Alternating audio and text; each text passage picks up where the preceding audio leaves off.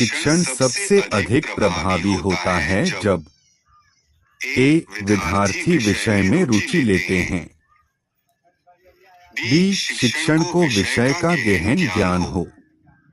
सी. विद्यार्थियों को मानसिक स्तर के अनुरूप शिक्षा दी जाए। डी. एक ही विषय वस्तु को बार बार दोहराया जाए।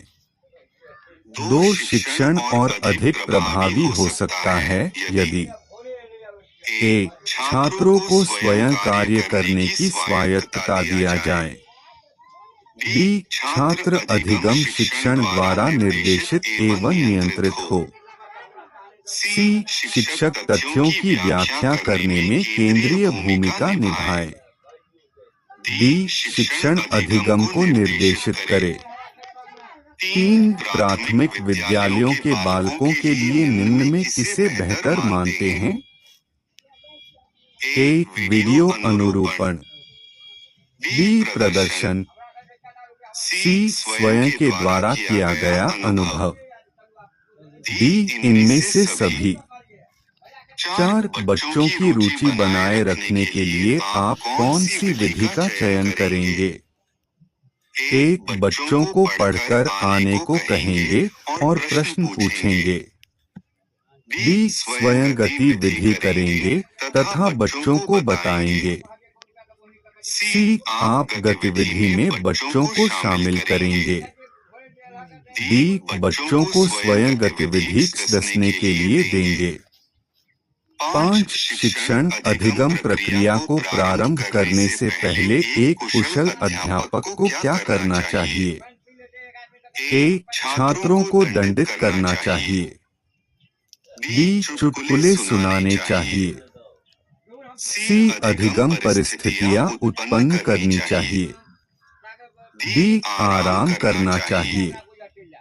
6. कक्षा 1 और 2 स्तर के बच्चे एक अमूर्त अनुभवों से शीघ्र सीखते हैं। बी. मूर्त अनुभवों से शीघ्र सीखते हैं। सी. पढ़कर शीघ्र सीखते हैं। डी. लिखकर शीघ्र सीखते हैं। 7. शिक्षण हेतु मानसिक उद्वेलन प्रतिमान का प्रयोग निम्न में से किसके सुधार हेतु किया जाता है? ए. समक्ष। बी. अनुप्रयोग। सी. सृजनात्मकता। डी. समस्या समाधान। 8. निम्न कक्षाओं में शिक्षण की खेल विधि आधारित है।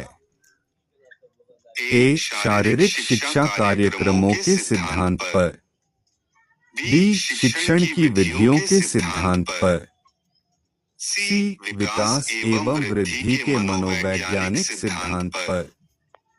डी. शिक्षण के सामाजिक सिद्धांतों पर।